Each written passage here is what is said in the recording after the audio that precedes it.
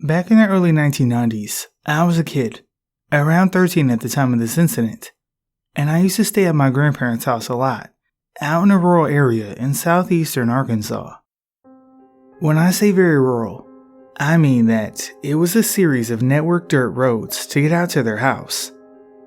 The closest neighbors besides my aunt and uncle, who lived about a quarter of a mile up the road, were over a mile and a half away. The closest town was a 10-mile trip. It's in the middle of farmland and mostly woods. They had lived in this house since my mother was a child, and had both grown up just a ways down the road. Anyway, there was a general store, roughly 3 to 4 miles down the network of dirt roads. This was your typical country general store, ran by an old lady and her husband, and its only customers really only consisted of the people who lived out there in bumfuck Egypt. One day, my grandmother asked me if I wanted to walk to the general store and get her some milk, eggs, and a few other miscellaneous items, and I told her I would. She gave me some money, and I headed on my way. It was fairly early in the day, and I had plenty of time to get back before dark, which I always made sure to do when I was out roaming about. Things can get mighty creepy out in the backwoods of Arkansas after nightfall. It's a darkness unlike most people who have lived primarily in cities or towns have ever experienced. Me, being a 13-year-old, had poor time management skills. I stopped at the bottom of a hill next to a small wooden bridge you have to cross and messed around at the creek catching crawdads and such. And I kinda just messed around the whole way to the store. By the time I left the store, I realized it was quickly approaching dark. This was fall, and darkness set upon the land pretty early in the day. I didn't want to be walking those lonely, secluded roads through the woods, alone in the dark, so I hurried as fast as I could, running and sprinting as much as possible. But it wasn't enough. By the time I had made it back to the bottom of the hill near the bridge, it was almost completely dark, and there was an eerie sort of glow, brought about by a very bright, nearly full moon that was rising. At the top of the hill, the road was perfectly straight and flat, with woods on the left side and a large field on the right. About a half-mile up from the top of the hill is my grandparents' house, and you can see it from there. As I top the hill, I can see the faint glow of the lights at their house, and I feel a sense of relief because I was kind of freaking out a little bit, but knowing I was so close and could see the house offered a little bit of comfort. The field on the right was somewhat illuminated by the glow of the moon, and my eyes had adjusted to the darkness rather well at this point. As I walked up the road, I hear something from the left, behind me on the wooded side of the road. It sounded like leaves being rustled. I turned to look, and I saw nothing at first, but then, as my eyes began to focus, I see something in the ditch. A black shadowy shape slowly moves toward me. At first, I thought it was a dog, but then I realized it was much too large to be a dog. And then I realized it wasn't actually walking on 4 legs. It was crawling, like a person would. I stared for a moment, out of sheer confusement, trying to figure out what I was seeing. And then a jolt of fear shot through me as it dawned on me that whatever this thing was, it had been trying to sneak up on me. At that exact moment, this thing stood upright out of the ditch on 2 legs, like a person. It had the shape of a human, long arms, legs, and was proportioned as such. It stood roughly 7 to 8 feet in height, and was completely covered in a black or maybe dark brown hair. Its face was dark in color, but I can't recall seeing much in the way of features due to it being night. It was no bear for certain, or any other kind of animal I had ever seen for that matter. I immediately dropped the bag of stuff I'd been carrying and bolted as fast as my legs could take me toward my grandparents' house. I heard a heavy breathing, guttural growling kind of sound behind me, and I heard this thing's footsteps running behind me on the gravel as it gave chase. I didn't turn around, and was certain that it would grab me at any moment. I then heard it crash off into the woods, and let out an earth-shattering and ungodly scream, unlike anything I'd ever heard before or since. I'm positive this thing could have easily caught me had it wanted to, but for some reason, it let me go. By the time I reached my grandparents', my heart felt as if it would explode from the combination of the adrenaline rush I had from being scared beyond any type of fear I'd ever felt before or since, and full-on sprinting as hard and fast as possible for about a straight half-mile. I flew into the house, and in an incoherent mess of hyperactive gibberish, tried to explain to my grandparents what had just happened. My grandmother didn't really seem to believe me, but did believe something had scared me, and acted rather weird about the whole thing. She tried to convince me it was just a dog or some other animal. The next morning, I woke up and found my grandpa sitting outside, whittling wood underneath the shade tree in the front yard, as he often liked to do. I went and sat down beside him in one of the old metal lawn chairs. He was a very rational man, down to earth, and had grown up and hunted that area his entire life. He knew every square inch of it, mapped into his mind. He knew every type of critter and creature that lived in those woods, what noise they made, where to find them, how to catch them, etc. I had only been hunting with him for a couple of years, but had been going out into those woods with him since a pretty young age on walks and such. He had passed a lot of his knowledge down to me during those adventures. I spoke to him about what had happened to me the night before, and told him that I knew what I saw. It wasn't my overactive imagination, I wasn't making it up, and it definitely wasn't a dog. He knew that I wasn't just some dumb 13-year-old kid, and he knew that I knew the things he had taught me. He stopped whittling, looked me right in the eyes and said, "I know what you saw. I've seen it before too. There's things out in them woods that people don't understand, and that a person ought not go fooling with." I remember those words clearly to this day, because it gave me affirmation, but at the same time, it made me realize whatever I'd seen was very real in existence, and beyond my understanding. My grandpa then went on to tell me that far back in the woods, there are some cliffs, and at the bottom of those cliffs is a cave. He told me that the cave is where the creature lived. He had once stumbled upon it a long time ago when he was hunting. He said he was standing on top of the cliff looking at it, and when a creature fitting the same description emerged, and began screaming wildly at him and throwing rocks. He said he took a shot at it, missed, and then this thing gave chase to him. But my grandpa was on top of the cliff, so in order to get to him, this thing had to go around a pretty good distance and then up, which he said it quickly began to do, so he hightailed it out of there in a hurry. He said the whole way back home, he felt as if he were being watched, and kept hearing twigs snap behind him, and he was certain that it was following him, stalking him. He made it home, and as he reached his front porch, he turned and looked back at the woods from where he came, and saw it peeking out at him from behind a tree. Later that night, he said that he and my grandmother awoke in the early morning hours to large rocks being thrown at the house, and ungodly howling noises from outside, and this thing trying to get into the house. He said he could hear it walking around on the front porch, rattling the doorknobs, banging on windows, and it sounded like it was muttering to itself, in a low, deep, garbled voice, but it didn't sound like a language, just a bunch of gibberish.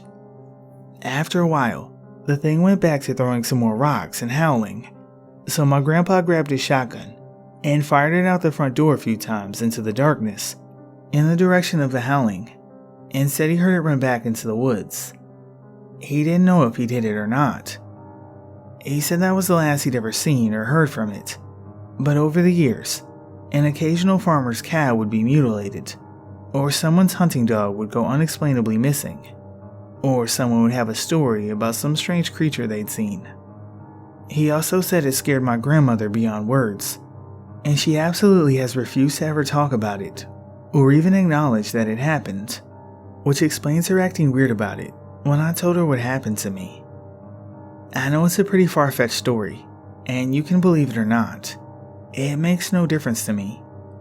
I know what I saw, and my grandpa knew what he saw, and neither of us have ever felt the need to convince anyone else of it. In fact, until today, I have never actually spoken of it to anyone other than my grandpa, and he passed away roughly 10 years ago.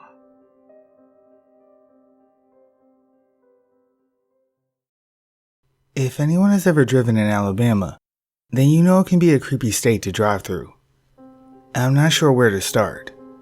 I've had a few experiences with the paranormal, which I plan to post here as I find the time, but this is my only cryptid experience. I'm not sure what we witnessed, but we got a good look at it in broad daylight. This sighting happened just before noon. My girlfriend and I had some time off work, so we decided on a much needed getaway for a long weekend.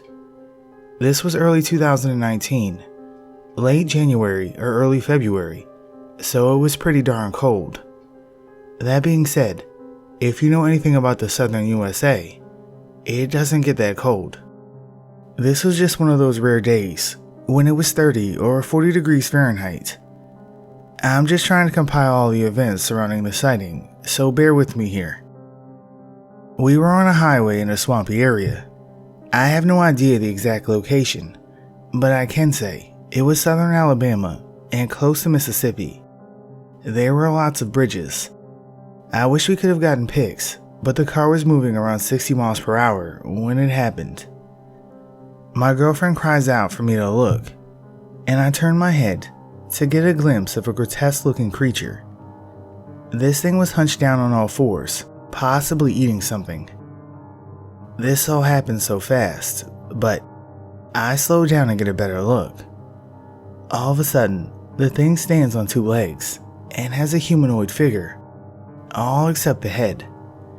The head was goat-like, but it had the body of a man. There were horns, and overall, the head resembled that of a light-colored goat. The creature started back toward the woods, and we continued with our trip, but we couldn't stop talking about what we had just witnessed. I cannot be 100% sure of what we saw. This all happened so fast. My girlfriend swears it was a man with a goat head, and I'm certain that I saw the same thing. If anyone has any insight into cryptids of this type, or a similar sighting, I'd be glad to hear.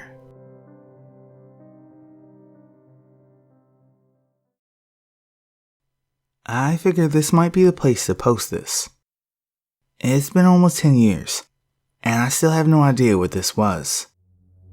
I was working in North Carolina for a nationwide door-to-door sales company. Our office was in Lenore, and I lived just north of Hickory, so my commute was country highways and back roads mostly. One night, in the fall, I was headed home around 11 p.m., riding my motorcycle as I always did, and I noticed what I thought was my shadow alongside of me. It stayed in the same spot parallel to me for a few miles. I kept glancing over at it as something wasn't right, until it dawned on me. The moon was on the wrong side for it to be my shadow. It looked as big as me in a dual sport, but more feline shaped.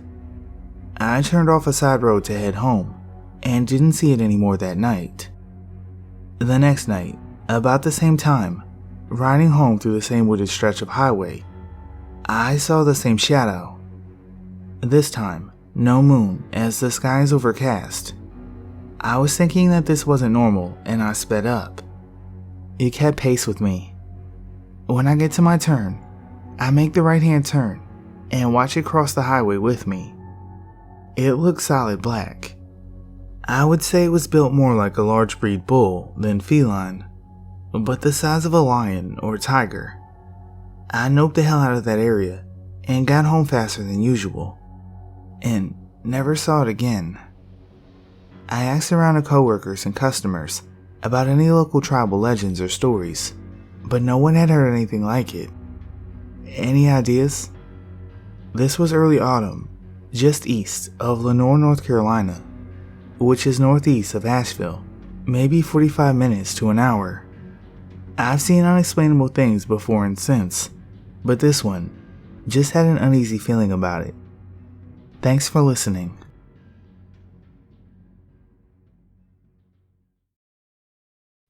I hike a lot, and this past winter, I saw footprints I couldn't explain. I live in Arizona, not far from the Navajo reservation. I am Navajo. In the middle of nowhere, there are ruins of an abandoned house. There's no roof, just adobe walls, a dried up old well, and a dilapidated travel trailer. Somebody broke into the travel trailer long ago, and pack rats built nests inside the trailer. I've never been inside the trailer because I avoid mouse droppings due to hantavirus fears. I use the abandoned house and travel trailer as landmarks on my hikes. So this past winter, I went on a hike. At the abandoned homestead, I saw footprints of a small child. No adults and nothing else. The footprints were 5 inches long and 3 inches wide, and they looked like the soles of sneakers or something a child would wear. I also saw evidence that the child dug around inside the travel trailer, taking out things from within. There was a hodgepodge of household items lined up neatly in a row: steel skillet, hammer, roofing nails, old Coleman fuel containers, old-fashioned glass bottles, etc. Wondering if I was seeing the tracks of a runaway or lost child, I decided to track the footprints. The tracks led away from the homestead, across the plains, and up the side of a mesa. 3 miles away, the tracks intersected a dirt road. At the dirt road, I found tire tracks from a car. The car was parked parallel to the dirt road. The child's footprints walked to the driver's side of the car and got in.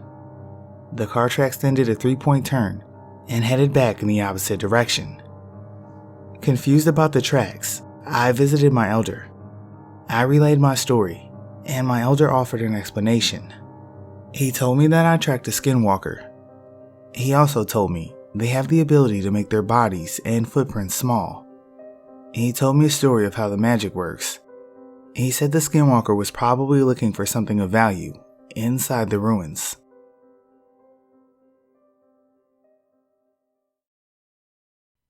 My boyfriend and I are travelers and live in our van.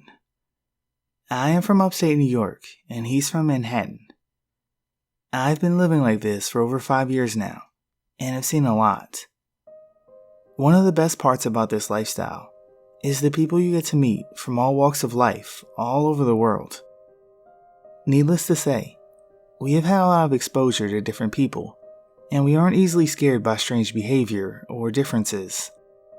A lot of times, we will camp in national forests, but there are also plenty of nights we spend in Walmart parking lots and Home Depots, and anywhere we can find with overnight street parking.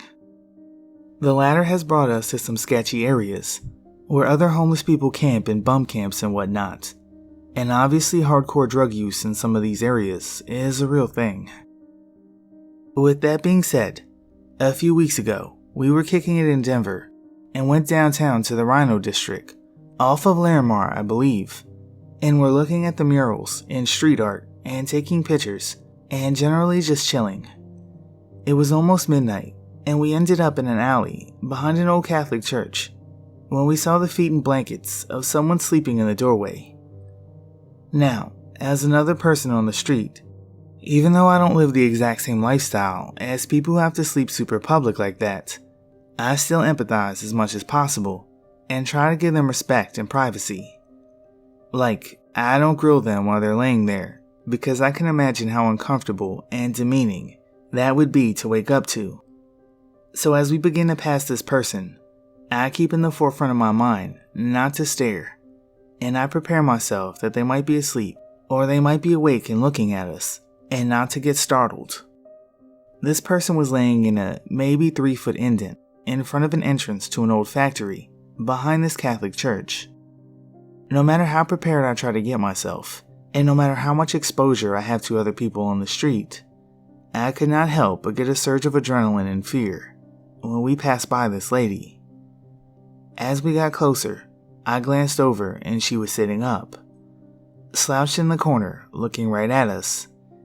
To me, she looked like she could have been Native or Hispanic. Her skin was a mix of brown and gray, and she had long, tangled black hair. But what I remember most is her eyes. They were huge and bugged out, and seemed like they were painfully strained, and you could see her lips pull back to show her teeth effortlessly. She had a blank expression on her face the whole time we walked by. I feel like this is a good place to mention that after spending time on the West Coast, you get crazy accustomed to tweakers and general meth antics. You can usually always tell when someone has lost themselves to meth, and it is a special kind of crazy, but crazy all the same. You can feel when someone has lost themselves to this drug, and the decaying and neglect of their bodies is very apparent. With that being said, this woman did not give off druggy vibes. She didn't look ill and frail because of drug use, and she didn't seem to be fueled by drugs. She genuinely looked sick, like terminally ill type sick. The most fucked up part of this is what she said to us as we walked by. Shane was on my left side, my little husky was clipped to me in between us, and the lady was sitting on the ground to my right. And as we passed by, and I noticed she was making eye contact, I gave her a soft, gentle smile and looked down. I don't know what Shane did to her as far as facial expressions and acknowledgement goes, but as we started to pass her, she says in a soft, serious voice with no inflection at all, "What is it called when you don't believe in God anymore?" And Shane quickly responded, "I think that's agnostic." And we just kept walking. As soon as we got out of earshot, I was like, "Shane, what the fuck? Why did that scare me so much?" And he was like, "You're okay. It was just a homeless person. It's no big deal." I had a feeling she was going to scare you though, but it's okay. And we kept walking down the alley. At this point, I let Boppy, my husky, off her clip so she could walk on her own, and she just followed behind us quietly. She never barked throughout the whole ordeal or acted scared at all, and she's losing her eyesight a bit, but I have seen it heighten her other senses, and she knows when things are fucked up or if someone wants to hurt us and will bark and go into defense mode. She went through this whole encounter with nothing. We leave the alley and are in front of these old apartment buildings that remind us of something you'd see in New York or even New Orleans.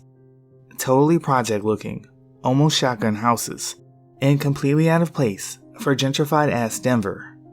We saw them as we drove by before this happened, and instantly felt drawn to them because they were so out of place. There was a kid's jungle gym placed on top of a bush in front of a house, which was distinct as fuck, but we didn't mention it until later. And there was a haze of a flashing TV screen, and someone screaming in one of the houses through the open door. And this was all across the street from the old ominous Catholic church. It was just a dark alley, the lady, the creepy church, the foreign houses, the supposed presence of children, and the soft hazy lighting from the streetlight above that was such a mindfuck that it didn't feel like we were in Denver anymore. Or, I hate to be this guy, but like we weren't in 2020 anymore. Later on that night, we got back to the van, and Shane told me that woman actually terrified him, and that he knew I was scared, but had to act like everything was okay for me so I didn't lose my shit. He said it was just as unnatural as I felt, and that he doesn't think we saw a person. When he said that, I flipped out, because that's exactly what I thought too. It was unsettling how we both felt the same thing at the same time, and didn't realize it until later on when we discussed the situation. This happened in Venice, California. So last night, we were sleeping in the van by the dog park near the boardwalk, and Shane was staying up doing some art stuff in the van. The way our van is set up is on the left side we have a big long window, and then the driver's side window uncovered. Shane heard someone's feet shuffling and dragging, and was curious which tweaker was walking by, and looked out the window to see someone passing by. This was about 2 a.m., and he saw a lady wearing a black beach hat resting on top of her head, with really thin balding hair, so much that you could see her scalp underneath. She turned her head to the side and tried to look through the big window, and it felt like she could see through the window, but simultaneously not looking at anything in particular. Her eyes were really deep set and sunken in, and it seemed like she hadn't slept in a while, but she didn't seem to be on any drugs. Her skin was pale white, and she seemed to be in her 70s or so. She was really frail and dressed to go to the beach, which was strange because it was so late at night, dark, and chilly for Venice at nighttime. It felt like she wanted people to think that she was going to the beach. She was talking to herself, but it wasn't audible, and was no human language he's ever heard. It sounded like radio tuning or something, like a strange frequency of radio tuning. She didn't notice him, even though they were a few feet away from each other, and she wasn't angry or anything like that. It just felt like she was trying to deceive him. The craziest part is there's a plastic divider in between the two windows, and when she walked away from the big picture window, Shane could hear her footsteps, but she never passed by the front window. She didn't cross the street or go behind the van or anything. She walked straight, and he never saw her pass the second window. I'm so glad I wasn't awake for this shit, because I would have totally lost it. As soon as I woke up in the middle of the night, and he told me what happened, I instantly got chills. I don't know what to think about this at all, but I would love to hear your theories. Thanks for listening.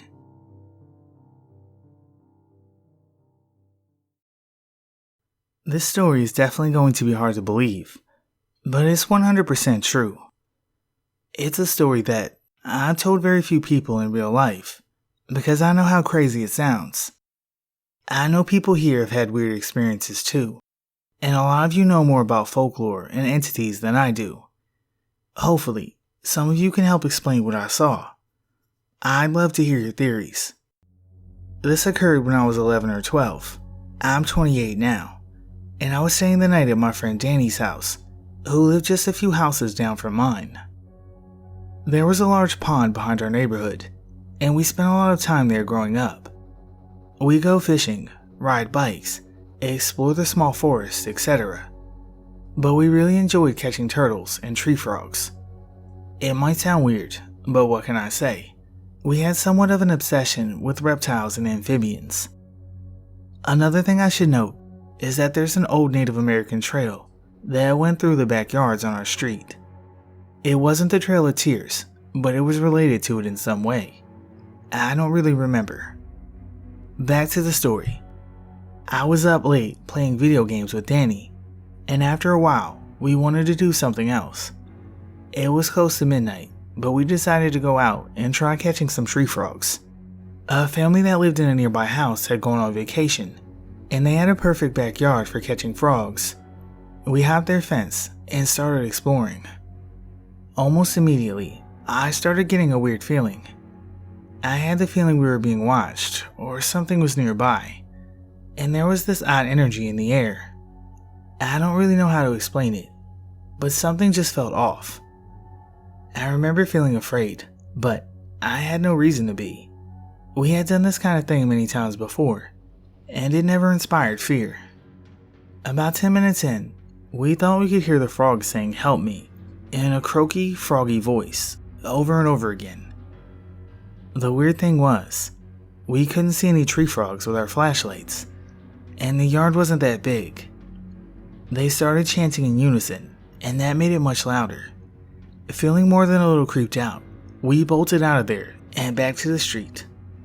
Now, we were standing under a streetlight on the street corner across from where the frog house was.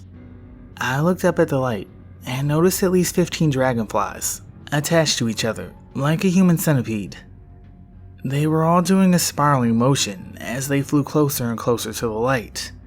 It was weird. So, we heard and saw two unusual things, but you could possibly explain them away. What happened next, however, made absolutely zero fucking sense. After the dragonflies did their thing and flew away, Danny and I remained standing under that streetlight.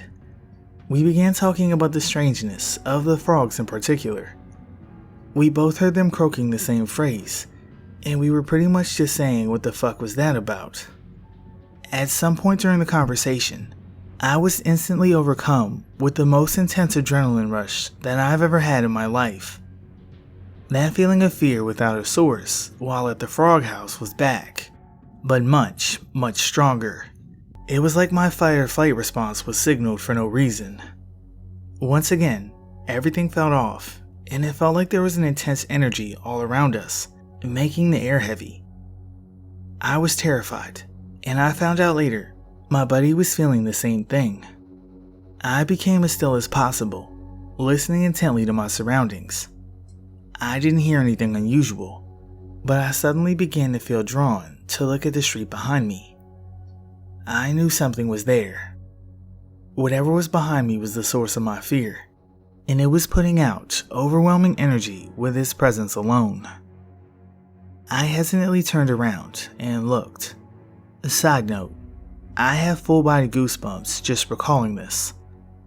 In the middle of the street, about 20 yards away from us, there was an ordinary-looking 5 to 7-year-old girl with long, dark black hair wearing a white nightgown. She was sitting Indian style on the street pavement with a doll on her lap, and she was combing the doll's hair with a hairbrush. I was pretty much terrified beyond imagination. I was frozen with fear and could barely think straight. There was an incredible amount of energy in the air, and I knew something wasn't natural. She looked innocent enough, but I felt like she could snap me in half with the snap of her fingers if she really wanted to. Another creepy detail was that she never even looked at us. She kept her head down and focused on her doll, but she definitely knew that we were watching her. After what felt like an hour, realistically, probably 15 to 30 seconds, a car turned onto the street and began heading down the hill toward the girl. I remember the headlights getting brighter and brighter as it approached her. You would think maybe I would try to save her real quick, but I legitimately couldn't move. Also, I didn't really expect her to get hit for some reason. I never felt like she was in any sort of danger. Eventually, she became lost in the car's headlights, never looking up from her doll this whole time, by the way, and the car just passed right through her without any sound of a collision. It stopped at the stop sign 15 feet from us and made a right turn. We took our eyes off of where the girl was as we watched the car turn. When we looked back to where the girl had been, she was gone. Instead, there was a dog on the sidewalk, precisely parallel to where the girl was sitting in the street. The dog was looking right at me when I noticed it, almost like it was waiting for me to see it. Then, it just turned around and trotted up the hill in the other direction. After a few seconds, the shock wore off and we sprinted back to Danny's house and spent half the night looking out his second-story window toward the street. I don't know what I saw, but Danny saw the exact same thing. I've always felt like there was a reason it happened, or a reason it showed itself, whatever it was, to us of all people. Last thing, the house in front of where the girl was seen was haunted. I lived on that street for 10 years, and 4 or 5 different families lived in the haunted house during those 10 years. All of them said it was haunted. I have a couple stories about that too, but this is already way longer than I wanted it to be. Anyway, thanks for listening if you made it this far. Please let me know if you have any theories on my experience.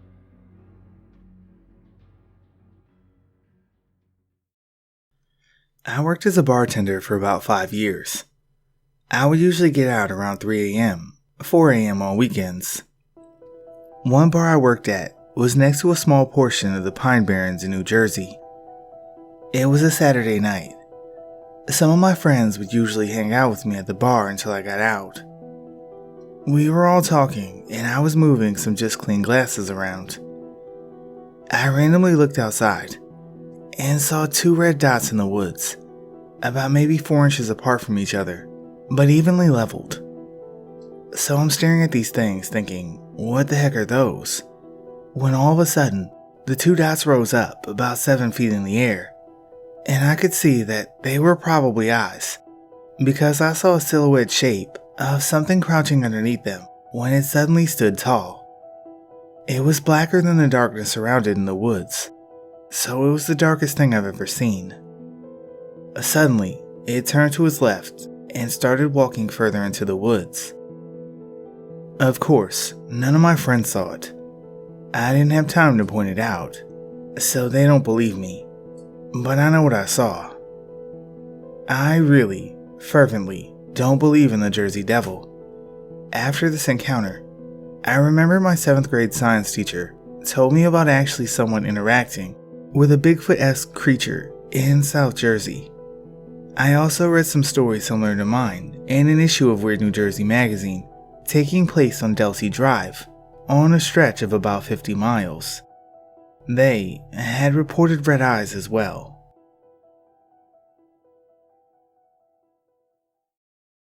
This was a recollection shared to me by my paternal aunt. This happened when she was a little girl. In the past, it wasn't uncommon for some Navajo families to be very large, 8 to 10 siblings on average. Being the youngest, she recalls that it was her and her older siblings' duty to herd the sheep to their summer camp in the mountains. The kids were sent on foot with the flock and sheepdogs. Many households had single cab trucks if they were lucky, so it would be unfair for the parents to take some kids and not the others. So only the parents rode in the vehicle and would await the kids at camp, hauling water and packing summer clothes and essentials such as imperishable food items. The majority of the RAS didn't have running water or electricity, and no paved roads at all. She said it took a little under 2 days to walk on foot all the way to their sheep camp if they took a shortcut through a canyon. On the first day, the sun is beginning to hang low in the sky, and they decide to make camp. She explained that, back then, there were many hogans scattered across the res that didn't have permanent inhabitants.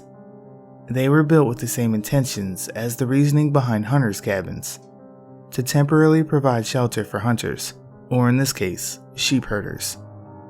She said that these hogans often had corrals for wary shepherds to house their sheep or livestock for the night and continue on their way the next day. Ranchers and locals would upkeep these safe houses sporadically. She remembers clearly being instructed by her mother which hogans were meant for that purpose, and the ones that had people die in them and were off limits, making them uninhabitable according to Navajo tradition. In place of a door, there was a tattered, moth-eaten blanket hanging from the doorframe. On the inside of the east-facing entrance was a plyboard. It was meant to be leaned up against the doorway and prevent wild animals from entering when occupied. Her older brothers gathered wood and started a fire. The smoke went up the stovepipe in the center of the hogan. She remembers everyone being fatigued and tired after a long day's march. The dirt floor provided a familiar and comforting smell. They laid their sleeping bags out. The plywood board was put up against the doorway. The brothers found long logs to leverage against the board. Staring at the smoke escaping through the smoke hole, she could see the stars in the dark night sky. The smoke hole was unusually eroded away, making it seem wider than typical smoke holes. The dirt pile on the ceiling of the hogan was probably eroded by wind and rain, not being maintained regularly, just packed down with fresh mud. The fire was just embers now. As she was drifting off to sleep, she said the sheepdogs that had accompanied them just started going crazy outside, howling and barking. She hears the thudding of a horse running around the hogan. She is startled by a loud thud up against the board at the entrance, but the brothers had braced the doorway correctly and it doesn't give out. Then she hears a thud on top of the hogan roof. Dust and debris begins falling from the old-fashioned hogan roofing under the weight of whatever was walking on top. Her older brother, who was closest to her, whispers in Navajo to close her eyes. She said curiosity got the best of her, and she kept them open. Rocks the size of gravel started falling down the stovepipe. The skinwalker was deliberately throwing heavy rocks down the stovepipe, making loud metal scraping noises as they fell into the hogan's fireplace. In the dark, her eyes dart from the low-glowing embers of the fire, upward, following the deep blackness of the stovepipe and out the smoke hole. There were no glowing eyes, as she would have expected, just the silhouette of the head and torso of the skinwalker peeking in. She described it as having ears on top of its head like a coyote or dog, but the ears weren't of the canine variety. The ears were elongated and pointy. In the darkness, she said they looked like donkey ears, but were positioned on a coyote-like head. She spent a few moments frozen and staring at the creature, never having seen anything that resembled it in nature. It was unaggressive and only watched them for a while, eventually dismounting from the roof, and the familiar thuds of horse hooves off into the distance. The dogs howled and whined after it, but they never left their post at the sheep corral. I was on a 41-foot sailboat in the middle of the Chesapeake Bay with about 7 other men doing a shakedown test cruise. We planned to be out for about 12 hours. It was the mid-80s, not as reliable weather prediction resources. We got caught in a tropical storm, winds gusting into the 50-mile-per-hour range, just this short of a weak hurricane. We had just barely rigged storm hawsers and storm sails, because the one fellow on board who was the best sailor sensed the storm was almost on us. Otherwise, we would have died. During the storm itself, I expected to die at any time. In fact, we made a securite call on the radio. If you have time at sea, you know what I'm talking about. If not, it's not that important. For what seemed like 15 minutes, we were in a maelstrom. No visibility, but then it passed, and we would live. This was at about 3 p.m., and although there was cloud cover, of course, the ambient light was such that you could see 2 miles in any direction. If you're familiar with the sea, you know that such storms, particularly in shallower depths near landmasses, dredge a lot of things up from the seafloor. We're all on deck, working lines, checking damage, etc. And the bay around us is choppy and churning and foaming. Old-timey sailors often use the saying, "the sea is confused." I look about 15 feet off the starboard side, and something swims to the surface, breaks the surface, looks at us, and then submerges again. It was like a thin man with humanoid shape. Arms articulated like a man, a human head, but its skin was covered in scales like a snake. It looked at us, blinked its weird, heavy-lidded eyes, and then dove back under. So maybe you need to know a few things about me at that moment. No drugs, no alcohol, no injuries. I was elated because I was glad to be alive, but my senses in that situation were sharpened, not dulled. I had, at that time, about 6 years' experience on ships and fishing boats, and had seen squid, octopi, flying fish, sharks, skates, etc., all around the world. I was not the type of guy to see a patch of seaweed and call it a sea monster. I made an instant decision that I was not going to say anything. What could I say? I just saw a strange creature, take my word for it? The men on this boat were all mechanics and engineers and professionals. Why get a reputation as a flake?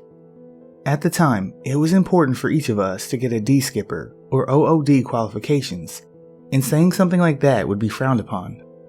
And as I stood there in my life vest, soaking wet, hooking onto the steel lifeline, glad to be alive, one of the other sailors, a U.S. Navy captain with over 30 years experience in the surface Navy, piped up and said, "I just saw a brown thing pop up on the surface. It looked like a lizard man with a scaly face. It blinked at us with these big eyes, and then it went back under." "Yeah, I saw it too," I said. No one else said they had seen it. Then we sailed back to the pier later that day, and didn't speak of it again.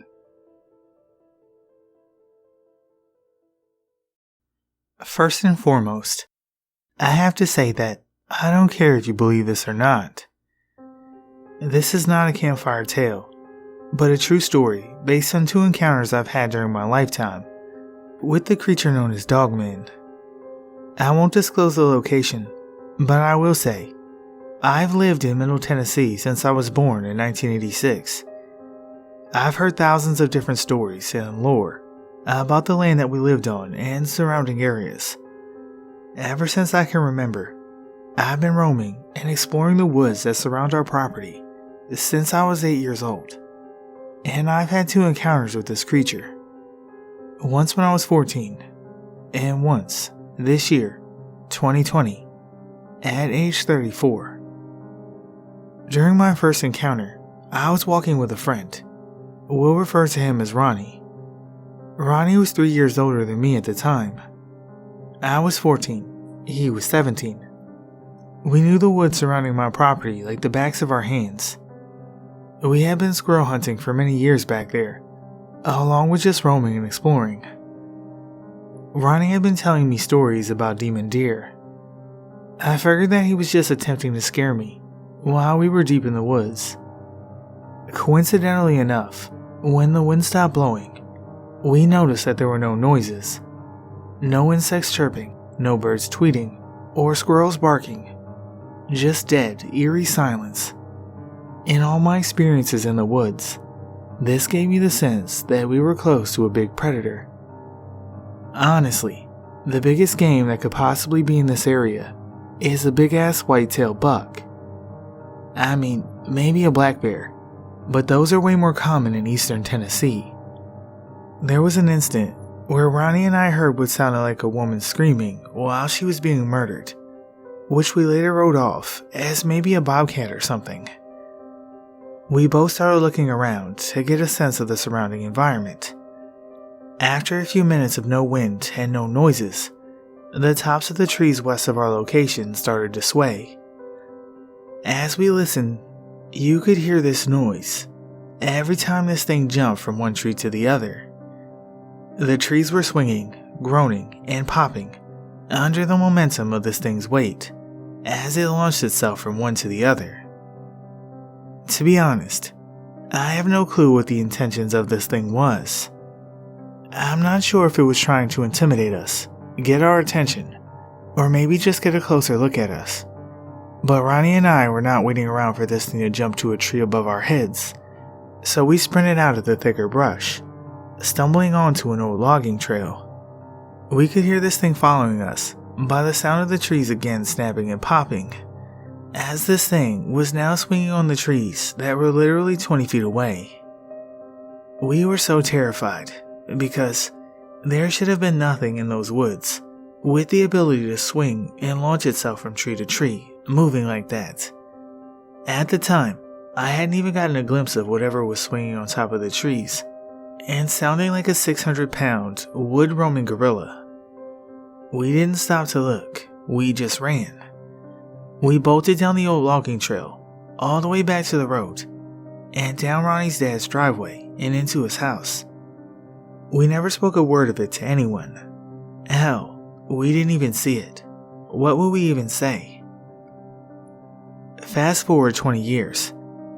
I'm now 34 instead of 14. Up until this second encounter, I had no idea what it was that scared the holy fuck out of Ronnie and I that day in the woods 20 years ago.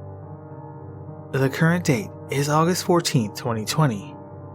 I've been chilling in the backyard, smoking some killer pot, and burning this god-forbidden pecan wood that barely burns, unless you have a very hot fire already going.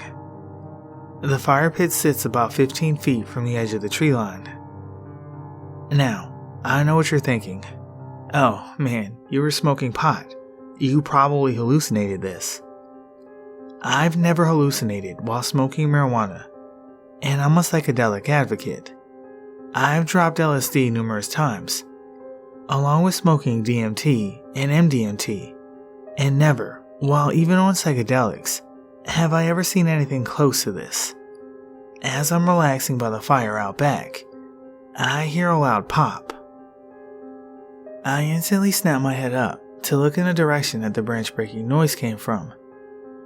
And that was the instant I first laid eyes on this thing. I blinked 2 or 3 times to make sure I was actually seeing this. Standing at the tree line, 15 feet from my fire, was a gigantic black outline of what looked to be a wolf standing on its hind legs. I was shocked at the sighting, but I noticed very fast that I did not feel afraid. I did not feel negative energy coming from or off of what I can only describe as a literal 8-foot tall walking wolf. I didn't feel the sense of evil everyone talks about. I actually felt relaxed and at peace with him being so close to me. As I looked closer, I noticed that its hair was very well maintained. I didn't smell any obnoxious odors or smells of decay and death, as many others have described. This thing looked civilized, tamed, intelligent, advanced. Hell, I'd even say the thing looked enlightened, with a knowledge I was totally unaware of. Its eyes were not amber as other encounters described. This creature's eyes were fluorescent blue, mesmerizing to be quite honest. As I looked, I noticed it had 3 braids in its hair on the side of its head. It reminded me of a Native American style braid because of the turquoise thread that was laced in between the hair and the braid itself. It looked like this thing was very well taken care of. That's why I say it looked advanced, or maybe even just in tune with its environment. After a few moments staring, it took off faster than anything I've ever seen before, and almost unnatural on 2 legs, but at the same time so fluid and effortlessly. I feel like this was the creature that Ronnie and I encountered that day in the woods 20 years ago. I think it was just curious with us. It didn't give off any vibes of harm or danger, just curiosity, maybe bewilderment. I have looked at the woods, and the world for that matter, very differently since August this year. This is something I encountered when I was about 9 years old, in late 2005, early 2006, so my memory is a little fuzzy on it. We moved into this modular home, think a trailer, but on actual brick foundation, in a rural part of Virginia, in the summer of 2004. It was me, my mom, my dad, my older sister, her husband, and their child, which is my niece. I stayed home alone a lot after school and on weekends due to everyone having to work and my niece going to the babysitter's house. It was never that big of a deal because my grandma lived right across the driveway. We lived down a long gravel driveway that was off of the main road. I can't remember exactly when this occurred, but it was after my dad died in April of 2005. I was home alone after school one day, watching The Weekenders on Toon Disney with my little Pekingese poodle mix, Clyde, in my lap while eating some pizza rolls. All of a sudden, our huge, and when I say huge, this dog had no business being as big as he was, considering what breeds he was mixed with, a golden lab boxer mix, Rudy, that we kept chained in the backyard, started to bark. Not his usual, hey, I'm out of food of water, or squirrel bark, but it was a violent, scary bark. I looked out the sliding glass door that goes to the backyard and see him at the end of his chain trying to break loose and get at something in the woods. I can't really see what he's trying to get at until all of a sudden, this creature walks out of the woods and stops right at the tree line. It was about 4 foot tall and walked on all fours. Its body was similar to a bear. It had brown fur, but its face was its most distinct feature. It was solid white and completely flat. It had 2 black slits where its eyes should be. No kind of nose to be seen, and its mouth just hung open. A black void with no tongue or teeth that I could see from where I was. It looked in my direction, and I remember just being overcome with fear and dread when it looked over at me. I started to shake, I was so scared. Before I could even get off of the couch to get to the landline to call my mom, it just slowly backed into the woods. Rudy was barking and growling the entire time it was standing there, which was about 2 minutes total, and it was at least 10 minutes after it left my sight before he finally started to calm down. I called my mom, my sister, my brother-in-law, my aunt and uncle that lived behind my grandma, and then my grandma before somebody finally answered. She told me to walk over, but I was too scared to go outside, so she came and got me. As a kid, I called it a white-faced anteater, and my family just dismissed it as me seeing things, even though my dog had seen it too and was trying to get to it. My uncle told me it was probably a big-ass possum, but I knew damn well what a possum looked like, and that wasn't it. To this day, I'm 23 now. I still have nightmares, where all I see is this thing standing in my yard at the tree line, staring at me. I always wake up screaming and sweating, and my girlfriend has to console me. Has anyone ever seen anything similar to what I described? I would be interested to hear about your encounters and stories.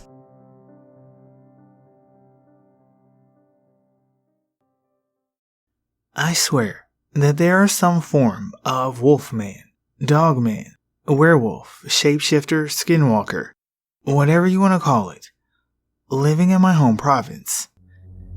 I've heard them, and I swear I've seen them. I grew up out in a rural community, where the closest kids were a 10-minute walk away.